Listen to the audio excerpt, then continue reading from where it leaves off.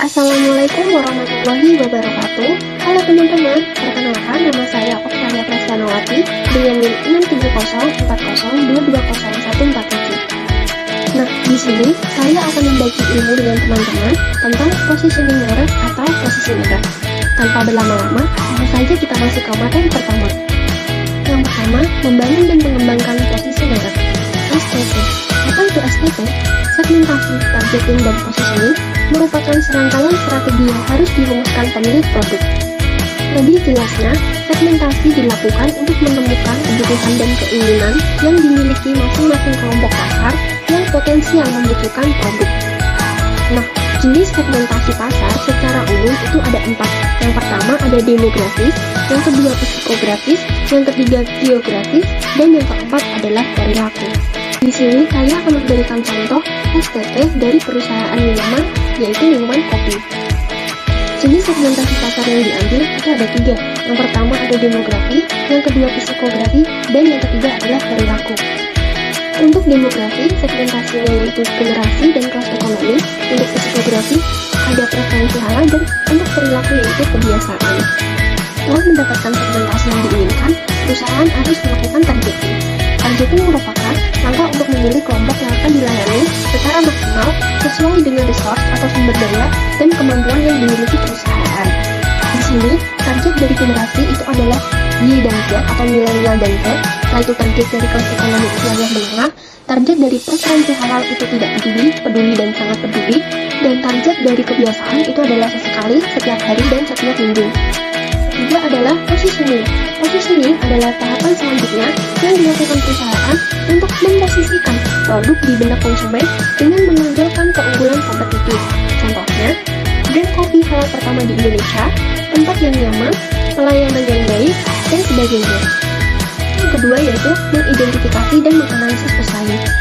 Pesaing itu dibagi menjadi 2, teman-teman. Yang pertama, pesaing langsung dan pesaing tidak langsung. Pesaing langsung adalah perusahaan yang menawarkan produk atau jasa yang sama atau sangat mirip serta menargetkan segmen pasar yang sama.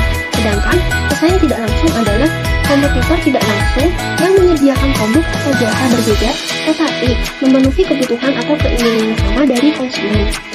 Contoh dari pesaing langsung yaitu perusahaan kopi X dan perusahaan kopi Y. Sedangkan pesaing tidak langsung contohnya perusahaan kopi dan perusahaan yang menjual minuman teh. Yang ketiga yaitu point of difference atau POD dan point of parity atau POP. POD merupakan sesuatu yang membuat produk kita berbeda dari para kompetitor, sedangkan POP adalah asosiasi terhadap merek yang tidak bersifat sangat penting atau unik, namun juga dimiliki merek lain yang menjadi kompetitor. Contoh dari poin perbedaan adalah kopi X memiliki cita rasa kopi yang kuat dengan aftertaste yang khas. Selain itu, kopi X juga memiliki menu kopi gula aren, sedangkan kopi Y memiliki rasa yang ringan dan kopi Y memiliki menu kopi less sugar. Contoh dari poin persamaan adalah sama-sama mencantumkan nilai, manfaat, dan ingredient produk. Lalu yang keempat adalah mantra merek. Mantra merek adalah sebuah ungkapan mengait hati dan jiwa sebuah merek yang erat kaitannya dengan konsep merek lain seperti brand essence dan confidence promise. Mantra merek biasanya berbentuk 3-5 frase kata yang menggambarkan esensi tak terbantahkan atau semangat brand positioning. Tujuannya memastikan semua karyawan dalam organisasi dan semua mitra pemasaran eksternal memahami bahwa merek mewakili mereka berhadapan dengan konsumen, sehingga diharapkan mereka akan dapat bertindak sesuai dengan soul merek tersebut. Berikut adalah 3 kriteria utama untuk mantra merek. Yang pertama adalah komunikatif. Sebuah mantra merek yang baik harus menjelaskan kategori usaha, menetapkan batas-batas merek, dan juga menjelaskan keunikan merek tersebut. Yang kedua ada sederhana. Mantra merek yang efektif harus mudah diingat, kalimat pendek, namun bermakna dan berarti dalam hidup. Yang ketiga adalah inspiratif. Idealnya, mantra merek juga harus membumi yang relevan bagi semua karyawan. Yang kelima adalah strategi diferensiasi. Keunggulan kompetitif adalah kemampuan perusahaan tampil dengan satu atau lebih cara yang pesaing tidak bisa atau tidak cocok menirunya.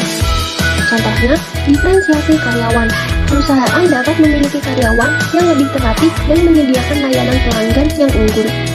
Materi yang terakhir adalah emotional branding. Menurut Max Putih dalam Prasetyo, dalam kurung 2020, halaman 187-188, emotional branding adalah tempat di mana konsumen dapat membentuk hubungan emosional yang positif dengan brand.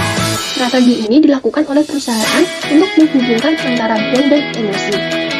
Banyak ahli pemasaran percaya bahwa brand positioning harus memiliki komponen rasional dan emosional. Dengan kata lain, posisi yang baik harus berisi POD dan POV yang menarik secara logika dan emosi. Sekian pemaparan materi dari Talia. Semoga ilmu yang Talia share dapat bermanfaat bagi teman-teman